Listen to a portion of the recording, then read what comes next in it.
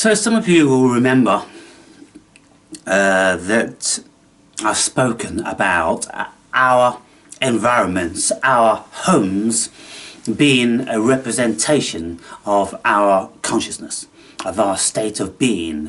Whatever is in here, people. So I've asked you, look around and see what's in here. And if you've got a shithole of a home, that's representative of the shithole in your head. Sorry, there's no other way. There's no getting out of it. If you live in your own place and you've created your own environment, you've created a replica of your own mind. Now,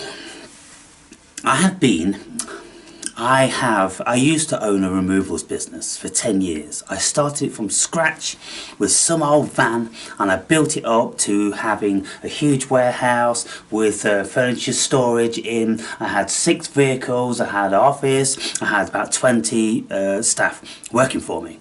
And I took over basically the whole of the city with my removals business. I put the most longest and firmly established businesses under the threat of my innovations of how I worked in a business. And I used to store in the early days my furniture from people who were moving home, but their new home wasn't ready to move into, so the furniture from their old home would need to go to storage. Well, I would use the facility of a pre-existing business, which was Pickford's Removal, was the largest removal company in Britain, and I would have 3/4 of their storage with the furniture from my clients. And the warehouse guy would say, you almost own this fucking warehouse. You got 3/4 of the stuff. We've only got 1/4 of what you, Pickfords, with their work and their lorries and everything, they only had 1/4. Where, you know, sometimes, you know, they had an inundation of the business that I gave them. Anyway, it was because of my youthful approach to the removals business, because removal men, what's your idea of one with a flat cap and a brown coat and an old fuddy duddy, a couple of guys moving a piano? You know, yeah, well, my guys were all young, they were handsome, they were in proper you know, suits, which and the vehicles were all brilliant white with super motifs on. I designed my own motif and name and all that sort of business. Anyway, that's by the by.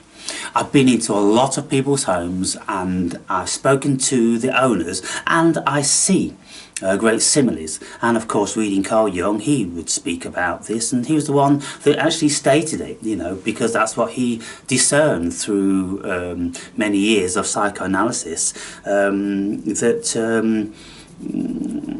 this is our home, and what we do is we project our home here onto the outside world. That's why we create our own reality, people.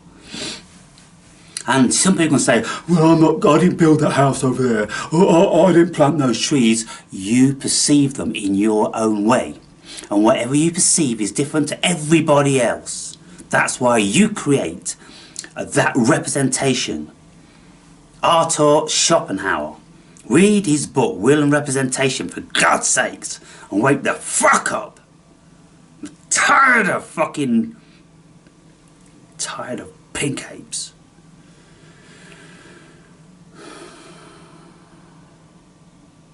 I tell you, I'm not from here. I'm not from here.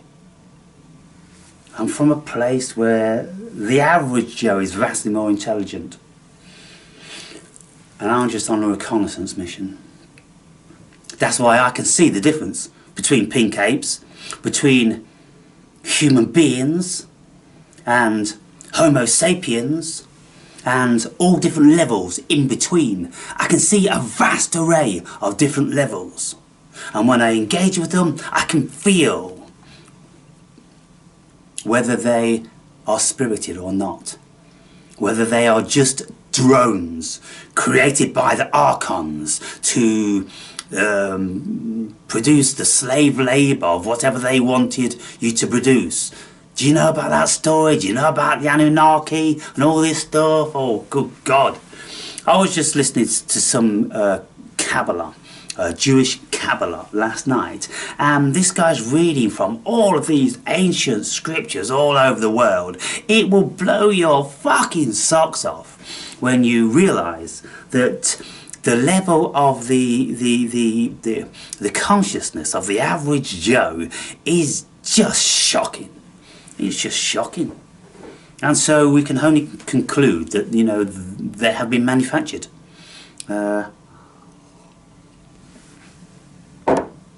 By entities who created this pink ape to labour for them. And you know, when you look at paleontology, you look at the discovery of bones and archaeology and all this sort of thing, and we can't find, you know, our ancestors. That's because there isn't any. You was manufactured. There was apes and all that sort of stuff. The pink ape, the hominid, the Homo sapiens, some of us are manufactured alongside human beings. It alludes to this in this Anunnaki story. And so for those of you that think what I'm saying is completely outlandish, I'm not just picking it out my arse, you know. So anyway, I've looked into 1,000 people's homes, and I've looked into 1,000 people's minds, and I've concluded 1,000 things. Next door there is an 88-year-old woman, and I go into her apartment, and it's an apartment of an 88-year-old woman with little porcelain things on the shelves which grandchildren have bought her over the years because they think, well, that's what granny's like, and just prints of pictures that, you know, just the mundane, just the mundane, and the furniture and everything. It's just an 88-year-old granny's house, and that's how her mind is. Just, she's compos mentis, she's all there, but there's nothing there. There's something there, there's a spark there, but there's no spirit there. There's nothing there. There's no, like, you know, where am I going to go when I die? Or what the fuck's all this about? I'm tired, I'm done, I want out, or this and the other. It's just like, oh, I don't know whether I'll make it to another birthday. How are you? You alright? Your beard's getting longer. You know, well, that's the level of it, you know. So, I have a leaky boiler at this moment in time, and I've called up the relevant people, and they're going to come out to fix it. And so I mentioned to the neighbour down below, I said, like, you got any water dripping through your ceiling? Oh, I don't know. So I'm going to check, because I've got a leaky pipe. I said, I've sorted it now, put a bucket under it, but it was dripping for a day or so and I didn't know. And so he says, yeah, there's a leak. I'm like, okay, well anyway, I've called him up. So he says, oh, come in, and he wanted to show me where the leak was. So I went into his apartment, and he's like 76, and he's some, you know, short little dude with like 1 or 2 teeth, and he dresses like a teenager. It's bizarre. He's got his tight running pants on, and his brightly coloured jacket, and his orange training shoes, and all this sort of stuff. He has his cap on backwards, and it was only like a couple of years ago that he used to go running, you know, around the village, but now he can't do that. He wears ripped grunge jeans, and he wears a ripped grunge baseball cap on backwards because it matches, and I'm like, fuck, you sound like a fucking teenager, dude. And he goes, I am. So, you know, heart, you know, why not? He invites me into his apartment, and I go in, and what a dull affair. Now, I remember when I first came, I had the window open in the summer, and I could hear him speaking to another one of the old footies down on the lawn there. And it was when I was, you know, doing my music, and I'm singing and playing guitar and that. And, you know, I heard him say to the other guy, Aaron's got bellyache again.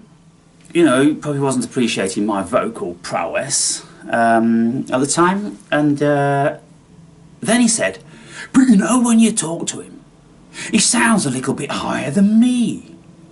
And I put my ear to the window when I heard him say I got bellyache. I thought, you fucking cheeky cunt. So when you talk to him though, he sounds like he's a little bit higher than me. A little bit higher than me. I told my sister and she, she grimaced with disgust.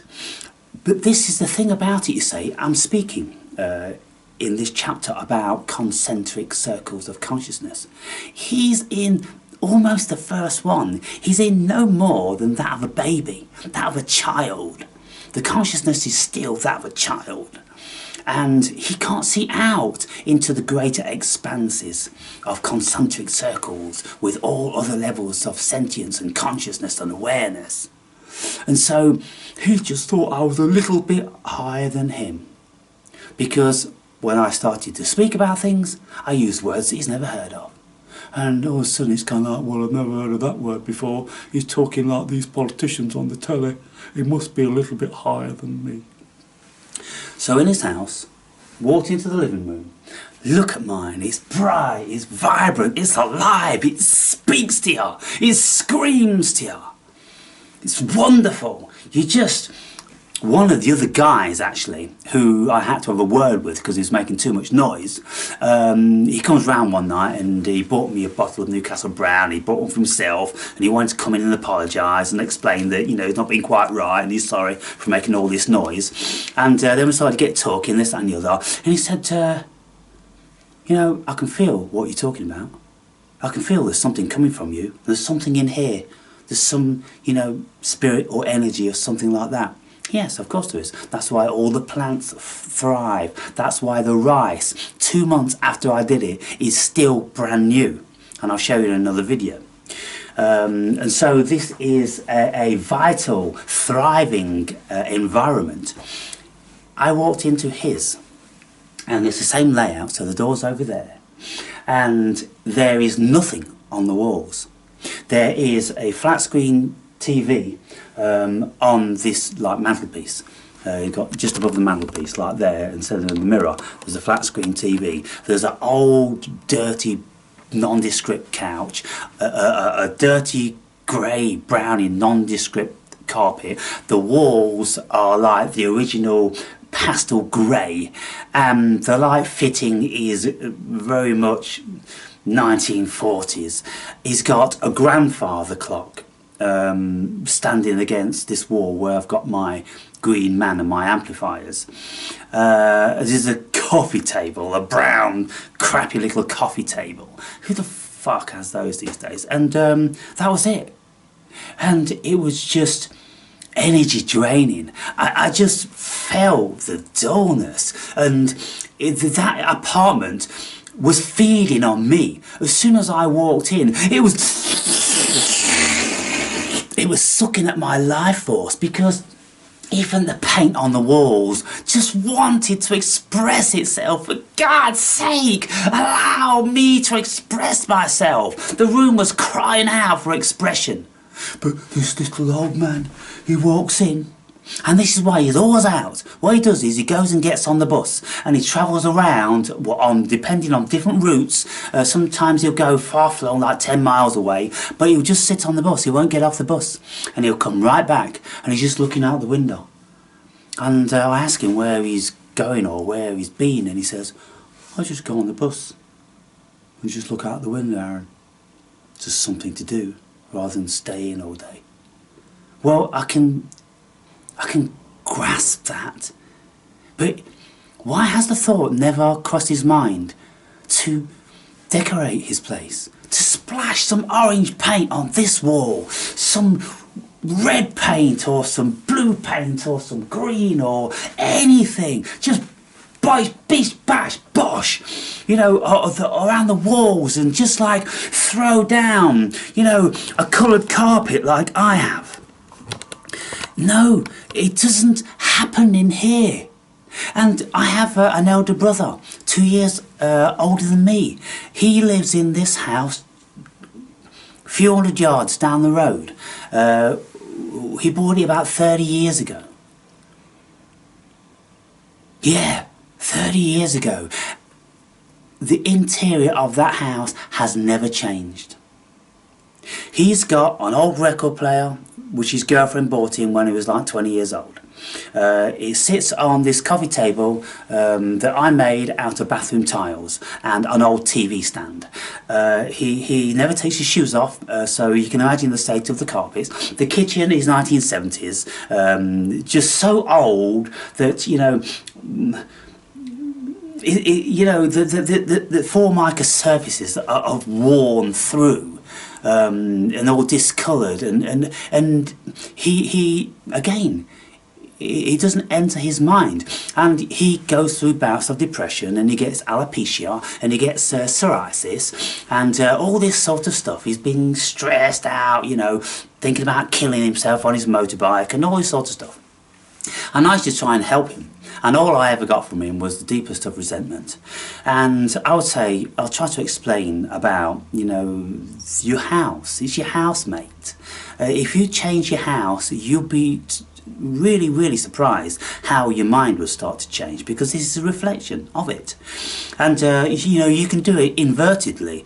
You know, you can either start changing your thoughts here and then, fuck, I'm gonna do all this, or if you don't know about how to do it like that, then listen to somebody who does, an interior designer, how they'll tell you how they can make your physiology change. And this is why interior design is big paying business, because when companies invite an interior designer into their company to design it, well, they bring in plants, they bring in water, you know, flowing water mechanisms like waterfalls, or all different sorts of things with bubbling and flowing water, because they've got to bring in this calmness of nature into that artificial environment if they want people to remain, you know, semi-human beings. And then they've got all different sorts of soothing and calming pastel shades going on. There's a lot of stuff into this interior design, because it's all premised on human psychology. So this dude down there, I just walked in, and I'm just like, oh my God. I knew it was going to be bad. I didn't think it would be that bad. And I'm like, that's not a Homo sapiens. Listen to me, people. It isn't a Homo sapiens. It's a very, very dull hominid, human being. There are a whole broad spectrum of differences, different spiritual essences, different spirits that have come from different cosmoses, different constellations, all around, having an Earth experience. Some of you have got no idea what's going on here. I feel him. There's nothing there. There's just a hominid. There's just a husk. There's just a shadow being who will never ever enter into any depth of conversation outside. I'm going on the bus. I'm going up to the shopping. And then I'll see him, I'll go, morning, mate. Oh, good morning, Aaron. How are you doing? Oh, I'm just going on the bus. I've got a squirrel, you know. Oh, I've seen you with it. Do you want to hold him? Oh, no. Are you afraid? No. Don't let him jump on me. And all this, did you see it in the video? Oh my God, people, oh my God, oh my God, oh my God. I just have to breathe deep. I just have to breathe deep. Waking up. When we wake up and we realise where we are and some of what's going on, it takes your breath away. It's shocking to the core. It's kind of like, it's kind of a negative experience in lots of ways, but it's also a super nurturing experience, because it's kind of like, well, I ain't going to be here forever, and this that I've got within me that the vast majority of these drone things around me don't have. In actual fact, all the drone things don't have, but there are a few of us, Homo sapiens. You know, look, here's the thing. Look at Zuckerberg, look at Musk, look at Biden, look at Trump, look at Gates, look at these people. Can you see life in them? Can you see spark? Can you see vitality? Or do you just see something that is little more than a robot? Elon Musk, is that a fucking Homo sapiens? Apparently he's brilliant. To run 5 massive, successful companies, to be the richest man on the planet. There's got to be something going on. I swear it's AI. Zuckerberg, are you telling me that what would that dude walking in the woods, what would he do? What would he do if he saw a bird up in the tree? Has he ever seen a bird up in the tree? Has he ever been outside? Has he ever looked at the tree? I wouldn't think so. So just start to think about this. Because if you're in the trap that we're all the same, we're all human beings, and that's just woo-woo, Aaron, you're completely misguided. And your level of consciousness is in a very tiny circle. My consciousness is boop, boop, boop, boop, boop, boop, boop, boop, boop, boop. It's just out there in one of the very extremities of the circles of consciousness. And that's why I can see it, I can feel it. And to lots of you it sounds mad, and it's kind of like, you've took too many drugs. I'm not sure whether you can take too many drugs. And when we listen to people who have schizophrenia, there is a whole lot more going on in their states of consciousness than we would ever even dare to admit. There are so many entities which have become more real than their egoic state. You see, in all of us, we've got the ego, which mostly is dominant. And it fights tooth and nail against our higher self. Because it's got a level of arrogance to it. And the level of arrogance of the ego is, I'm captain of this fucking ship. Spirit, go fuck yourself. Right? This is human body. You got nothing to do with human body. You got nothing to do with this fucking material illusion. I am the operating centre of that. And if you're going to come about, it's going to be with my acceptance. Because if ego does not accept spirit, spirit can't enter. Spirit has to be invited in. And what happens is, when we have a traumatic episode in our lives, ego is broken. Ego is on the floor. Ego is considering throwing the towel in because ego has fucking lost it. It doesn't know what to do because it's lost control. It's a complete fucking mess. Then spirit comes along and says, ego, do you want me to help? And ego will go, whatever. And then spirit starts to help. And spirit helps ego get its shit back together. And then ego has a choice of, once ego has convalesced and it's fully back to its original self, it can then tell spirit to fuck off. Like my ego often does, supercilious. There's no essence of spirit there. Supercilious comes out and goes, spirit, you take the back burner for a moment. I've got something to fucking say. And then ego will go, okay, share and share alike. You've been very valuable to me. If it wasn't for you, I wouldn't be here. I would have ended it. And so, I'll allow you to come in and to be useful, to give advice, to be involved more in this human experience. Because the spirit is gathering up all the information of the human experience. The ego is just the operating system. It's kind of like the memory on your computer. Spirit is the memory on your computer, whereas ego is the operating thing. So the operating system, your Windows 11, that's the ego. Oh, I can do this and I can do that. Oh, look at all the things I can do. Look how great I am. And then behind the scenes, just quiet and just unassuming, is the memory, which is absorbing every single thing that the operating system has done. And then, when the operating system goes, what do we want to do?